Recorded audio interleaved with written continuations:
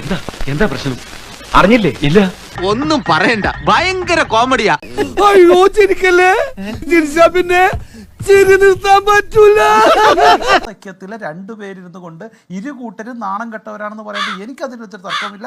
രണ്ടുപേരും അത് ഏത് കാര്യത്തിലായാലും, എയുടെ വിഷയമായാലും ഇതിൽ അയ്യേ എന്ന് പറയേണ്ടി വന്നാലും ഈ കാര്യത്തിൽ നിങ്ങൾ രണ്ടുപേരും സത്യസന്ധമായിട്ട് കാര്യം പറയുന്നുണ്ട്. രണ്ടുപേരും കണക്കാണെന്ന് ജനങ്ങൾ മനസ്സിലാക്കും. ഏൽപ്പിച്ച ദേവസ്വം ബോർഡ് ഭഗവാന്റെ മുതൽ കൊള്ളയടിച്ചു വന്ന കേസിലാണ് എ പത്മകുമാർ അറസ്റ്റിലാവുന്നത്. അതിൽ കുറ്റക്കാരാരായാലും പിന്തുണക്കില്ല എന്ന പതിവ് പ്രതികരണം മതിയാകുമോ ശ്രീ സുരേഷ് കുമാർ? ഇത്രയും അഭിമാനകരമായ ഒരു നിലപാട് അന്വേഷണ മധ്യേ പ്രധാനപ്പെട്ട ചില ആളുകൾ അറസ്റ്റിലാകുന്നു. അവരെ അതിന്റെ ചുമതല ഏൽപ്പിച്ചത് കമ്മ്യൂണിസ്റ്റ് പാർട്ടിയും ഇടതുപക്ഷ ജനാധിപത്യ മുന്നണിയും ഈ സർക്കാരുമാണ്. ഒന്നാം പിണറായി സർക്കാരാണ്. കൊണ്ട് ഓരോന്ന് വിളിച്ചു പറഞ്ഞ് തടിയേടാക്കണ്ട, പണിയെടുക്കാതെ ജീവിക്കാൻ നോക്ക്.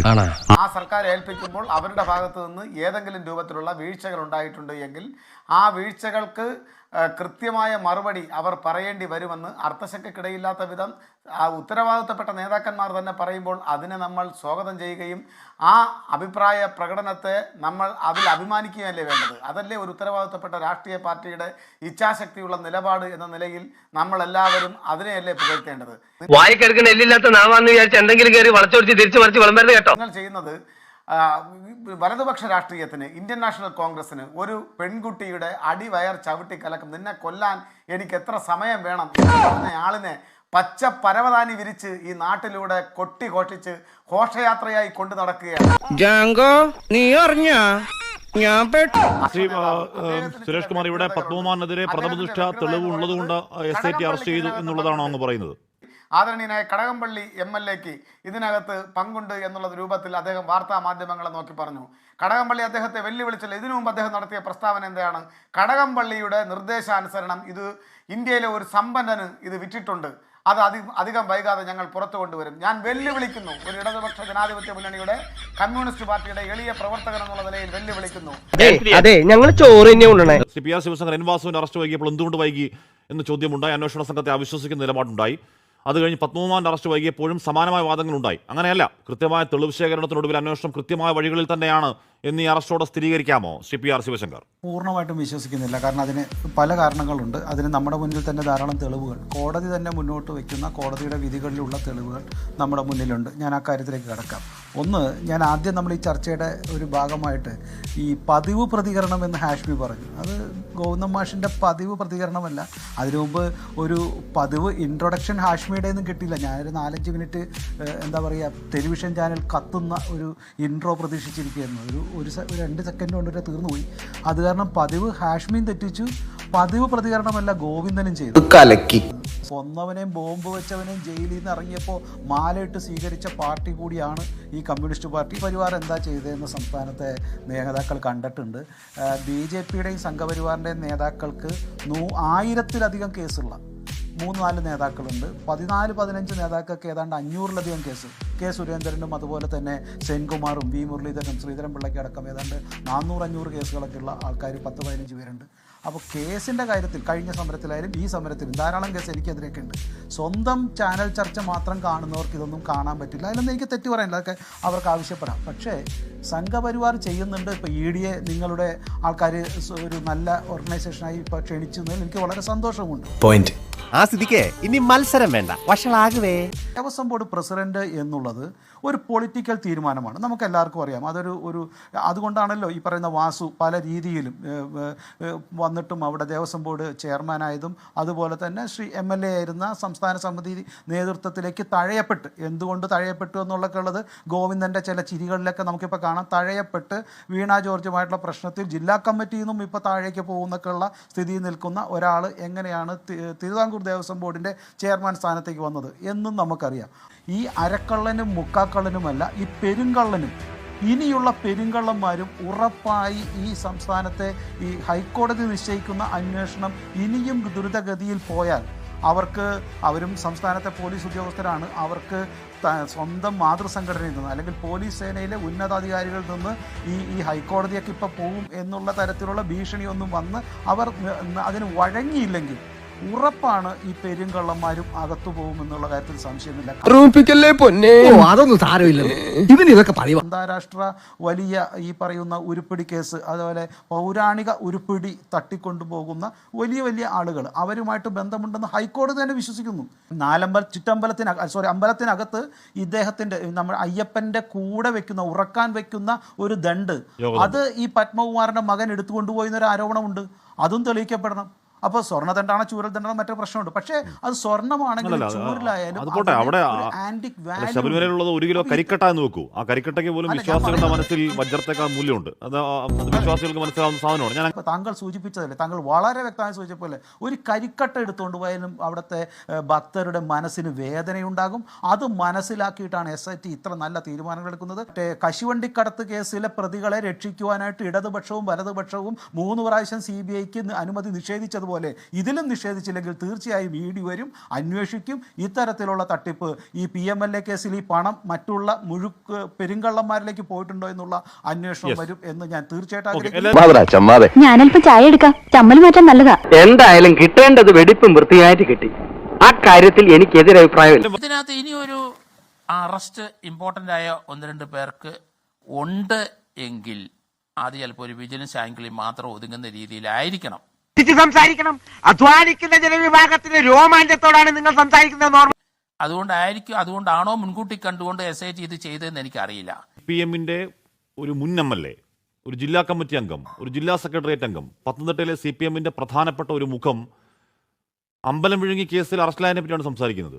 ശ്രീ സുരേഷ് കുമാർ പ്രതിനിധി പറഞ്ഞത് ഞങ്ങൾ കാട്ടുകള്ളന്മാരാണ്, CPM-കാർ കാട്ടുകള്ളന്മാരെന്നാണ് അദ്ദേഹം വിശേഷിപ്പിച്ചത്. ഒരു മുൻ MLA ആണ് ഈ കേസിൽ പ്രതിയായത് വെച്ചാണ് ഞങ്ങളെ ആ രൂപത്തിൽ നിങ്ങൾ വിശേഷിപ്പിക്കുന്നതെങ്കിൽ തീർച്ചയായിട്ടും സ്വാഭാവികമായൊരു പ്രതികരണമായി ഞാൻ അതിനെ കണക്കാക്കുകയാണ്. അങ്ങനെയാണെങ്കിൽ കോൺഗ്രസിൻ്റെ ഒരു നിലവിലുള്ള MLA നിഗൂഢമായ വല വിരിച്ച് പെൺകുട്ടികളെ വലവീശി പിടിക്കുന്നു, അവരെ ഗർഭിണിയാക്കുന്നു, ഗർഭിണിയാകിയ പെൺകുട്ടികളിൽ തന്നെയുള്ളവരെ ഭ്രൂണഹത്യയ്ക്ക് വിധേയമാക്കുന്നു. എന്നിട്ട് അദ്ദേഹം മാധ്യമങ്ങൾക്ക് മുന്നിൽ വന്നതെന്ന് പറയുകയാണ്, നിയമത്തിന് വിധേയമല്ലാത്ത ഒരു കാര്യവും ഞാൻ ചെയ്യുന്നില്ല, ഞാൻ അത് മാത്രമേ നിയമവിധേയമായ കാര്യങ്ങൾ മാത്രമേ ചെയ്തിട്ടുള്ളൂ എന്ന് അദ്ദേഹം വീരവാദം മുഴക്കുകയാണ്, വീമ്പിളക്കുകയാണ്. അങ്ങനെയുള്ള ഒരു MLA-യുടെ കുഴലൂത്തുകാരനാണ് ഈ നാട്ടിലെ കോൺഗ്രസ്സുകാരെന്ന് വിശേഷിപ്പിച്ചാൽ നിങ്ങൾക്കത് താങ്ങാൻ വേണ്ടി കഴിയുമോ? ഇതാര് പറഞ്ഞു? നാട്ടിലൊക്കെ പാട്ടാ, ആളുകളൊക്കെ പറഞ്ഞു ചിരിക്കുക. നാണം കെട്ട് സംസ്ഥാന സെക്രട്ടറി ഉണ്ടല്ലോ, ഗോവിന്ദൻ മാസ്റ്റർ പറഞ്ഞതുപോലെ ഇത് കുറ്റാരോപിതനാണല്ലോ, കുറ്റം ചെയ്ത ആളല്ലല്ലോ, കുറ്റം തെളിയട്ടെ എന്നിട്ട് നോക്കാം.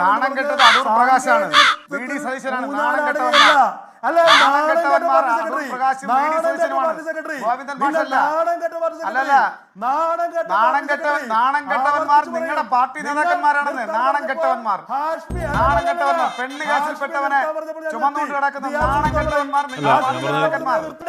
ഇനിതാ മിണ്ടരുത്. അല്ല, അങ്ങനെ CPM-ന്റെ പ്രതി സംസാരിക്കില്ല. ഞാൻ ചതിയൻ ചർച്ചയുടെ പ്രധാനപ്പെട്ട കാര്യം, ഞാൻ ഈ ചർച്ച ആസ്വദിക്കുകയായിരുന്നു. എൻ്റെ പ്രിയ സുഹൃത്ത് സുരേഷും അതുപോലെ തന്നെ അനൂപും ഇവർ തമ്മിൽ ഈ അങ്ങോട്ടും ഇങ്ങോട്ടും നാണം കെട്ടെന്ന് നോക്കുമ്പോൾ ഇന്ത്യ സഖ്യത്തിലെ 2 പേരിരുന്നു കൊണ്ട് ഇരു കൂട്ടരും നാണം കെട്ടവരാണെന്ന് പറയുമ്പോൾ എനിക്കതിൽ വെച്ചൊരു തർക്കമില്ല. 2 പേരും, അത് ഏത് കാര്യത്തിലായാലും, AI-യുടെ വിഷയമായാലും ഇതിൽ IA എന്ന് പറയേണ്ടി വന്നാലും ഈ കാര്യത്തിൽ നിങ്ങൾ 2 പേരും സത്യസന്ധമായിട്ട് കാര്യം പറയുന്നുണ്ട്, 2 പേരും കണക്കാണെന്ന് ജനങ്ങൾ മനസ്സിലാകും. ഒരു കാര്യം ഉറപ്പാണ്, ഈ സംസ്ഥാനത്തെ എല്ലാവർക്കും ഇത്തരത്തിലുള്ള ആനുകൂല്യമില്ല. കമ്മ്യൂണിസ്റ്റ് പാർട്ടിയുടെ തെറ്റ് ചെയ്തവരെല്ലാം ശിക്ഷിക്കപ്പെടും എന്ന് പറയുമ്പോൾ അതിൽ ചിലവരുടെ മക്കൾ, അത് കൊടിയേരിയുടെ മക്കൾ വരെയുള്ളൂ, അതല്ലെങ്കിൽ പരമോന്നത കുടുംബത്തിലെ ചില മക്കൾക്ക് എന്തെങ്കിലും ആരോപണം വന്നാൽ അത് നമുക്കറിയാമല്ലോ ഹാഷ്മി, എങ്ങനെയാണ് ന്യായീകരിച്ചതെന്ന്. അത് ട്രിബ്യൂണലിൻ്റെ വിധി, വെറും അന്വേഷണമല്ല. ഇപ്പോൾ കുറ്റകൃത്യം പോലല്ല, ട്രിബ്യൂണലിൻ്റെ വിധി വന്നാൽ പോലും അതിനെ ന്യായീകരിക്കുവാൻ, ഒരു പരമോന്നത കുടുംബത്തിലെ മക്കളുടെ പേരിൽ വിധി വന്നാൽ പോലും ന്യായീകരിക്കാൻ ശ്രമിച്ചവരാണ്. അതുകൊണ്ട് പത്മകുമാറിൻ്റെ വിധി, ആ വിധിയെയും ഈ അന്വേഷണത്തെയും അത്ര നിരുപദ്രവമായിട്ടല്ല ഗോവിന്ദൻ നോക്കിക്കാണുന്നത്, അല്ലെങ്കിൽ പാർട്ടി നോക്കിക്കാണുന്നത്. ഇത് വളരെ ഗൂഢമായി ഇവർ ചില പദ്ധതികൾ ഇരു കൂട്ടരും ശ്രമിക്കുന്നുണ്ട്. അതുകൊണ്ട് തന്നെ പത്മകുമാർ ഒരു മുറിവേറ്റ മൃഗമാണ്. അദ്ദേഹം അതിനു മുമ്പ് പറഞ്ഞിട്ടുണ്ട്, ഞാൻ മാത്രമായിരിക്കില്ല പോകുന്നത് എന്ന രീതിയിൽ സൂചിപ്പിക്കുന്ന ചില പ്രസ്താവനകൾ അദ്ദേഹത്തിൻ്റെതായിട്ട് ചില പത്രദൃശ്യ മാധ്യമങ്ങൾ കാണിക്കുന്നുണ്ട്. ഇന്ന് ആശുപത്രിയിൽ ഇരിക്കുമ്പോൾ പത്മകുമാറിൻ്റെ ഒരു ചിരി, ആ ചിരിയിലും ഞാൻ മാത്രമായിരിക്കില്ല എന്നുള്ള തീർച്ചയായ ചുറ്റപ്പെടുത്തിയ ഒരു ഒരു ഒരു ഒരു ഒരു ശ്രദ്ധേയമായ ചിരിയാണത്. അതിൻ്റെ പുറകിൽ ഒരു മുറിവേറ്റ മൃഗത്തിൻ്റെ തീക്ഷ്ണമായ കണ്ണുകളുണ്ട്. ഒരു സംശയവുമില്ല ഇതിൻ്റെ പുറകിൽ രാഷ്ട്രീയ നേതൃത്വം, നേരത്തെ പറഞ്ഞ 2 മന്ത്രിമാരും അതിൻ്റെ മുകളിലുള്ള ഒരു വലിയ മന്ത്രിയും കാരണവന്മാരും എല്ലാം ഉണ്ടാകുമെന്നുള്ള കാര്യത്തിൽ ഇപ്പോൾ ജനങ്ങൾക്ക് പൂർണ്ണ ബോധ്യമുണ്ട്. അതിലേക്ക് SIT കടന്നില്ലെങ്കിൽ അത് ഒരുപക്ഷെ PMLA കേസോ അല്ലെങ്കിൽ പണം മാത്രമായിരിക്കാം.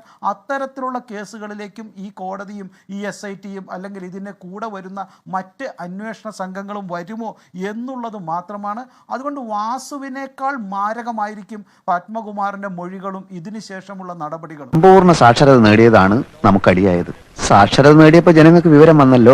അത്തരത്തിലുള്ള അന്താരാഷ്ട്ര കുറ്റവാളികളുടെ പണം മേടിച്ച്, അത് കേരളത്തിന് പുറത്തും ഇന്ത്യക്ക് പുറത്തും പണം മേടിച്ചു എന്ന് ഹൈക്കോടതിക്ക് വാക്കാൽ പറയുകയും സംശയം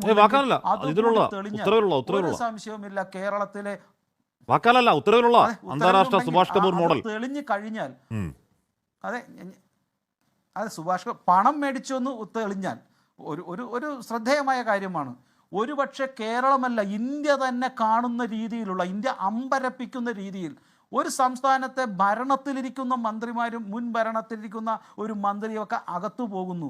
അത് ഹൈക്കോടതി നേരിട്ട് നടത്തുന്നു. അത് വിദേശ കുറ്റവാളികളിൽ നിന്ന് ഇന്ത്യയിലെ ഏറ്റവും പ്രധാനമായ ഒരു ക്ഷേത്രത്തിൻ്റെ ഒരു ദ്വാരപാലകൻ്റെയൊക്കെ വിഗ്രഹമടക്കം മോഷ്ടിച്ച പണം, ആ വലിയ കള്ളക്കടത്തിൻ്റെ ആ ഭാഗമായി മാറിയെങ്കിൽ പഴയ സ്വർണ്ണക്കടത്ത് പോലെയല്ല ഇത്.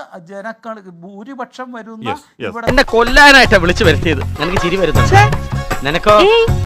BJPയുടെ അദ്ദേഹം പറഞ്ഞൊരു കാര്യം ഞാനത് നേരത്തെയും പറഞ്ഞ് മനസ്സിലാക്കിയിട്ടുള്ള കാര്യം, അത് നമുക്ക് അങ്ങോട്ട് വിടാനൊക്കൂല. കാരണം നടയടയ്ക്കുമ്പോൾ അരിവലാസനം പാടി അതിനുശേഷം നടയടയ്ക്കുമ്പം അവിടെ അയ്യപ്പന് ഒരു രുദ്രാക്ഷമാലയും ഒരു യോഗദണ്ഡും ധരിപ്പിക്കും. അതിനുശേഷം ആണ് ഭസ്മാഭിഷേകം നടത്തിയിട്ട് നടയടയ്ക്കുന്നത്. അതെവിടെ പോയി ആ സാധനം? ഇങ്ങനെ ഒത്തിരി സ്വർണവുമായിട്ട് ബന്ധപ്പെട്ട വളരെയധികം സാധനങ്ങൾ ശബരിമലയിൽ നിന്ന് അടിച്ചു മാറ്റിയെന്നേ നമ്മൾ വിചാരിക്കുന്ന പോലെയല്ല. 10-50 കിലോ സ്വർണം അവിടുന്ന് പോയിട്ടുണ്ട്. അതിൻ്റെ എത്ര ഭാഗം അവിടെ ഉണ്ടെന്ന് മാത്രമേ ഉള്ളൂ. ആ പണം എങ്ങോട്ട് പോയി അത് തീർച്ചയായിട്ടും കണ്ടെത്തിയേ പറ്റുള്ളൂ നമുക്ക്. കാരണം 125ഓളം അമ്പലങ്ങൾ വരുമാനമില്ലാത്ത 10-100 അമ്പലത്തിൻ്റെ അവിടുത്തെ ജീവനക്കാർക്ക് പണം കൊടുക്കുന്ന ശബരിമലയിൽ നിന്നാണ്. എത്ര കുടുംബങ്ങളാണ് കഴിയുന്നത് നമ്മൾ ആലോചിച്ചോണം. അത് അടിച്ചു മാറ്റാൻ കഴിയില്ല. അതിപ്പം ആര് സംരക്ഷിക്കാൻ പോയാലും ശരി അത് വിലപ്പോവില്ല. കാരണം ഇതൊരു ആഭ്യന്തരമന്ത്രിയോ അല്ലെങ്കിൽ DGPയോ അല്ല ഈ കേസിൻ്റെ ഡയറക്ഷൻ കൊടുക്കുന്നത്, കേസ് അന്വേഷിക്കുന്നത്. അത് ഡിവിഷൻ ബെഞ്ച് തന്നെയാണ്. ഇപ്പോഴത്തെ ഈ അറസ്റ്റിന് ശേഷം വലിയ അറസ്റ്റുകൾ 1-2 എണ്ണം നടക്കും. അതിനുള്ള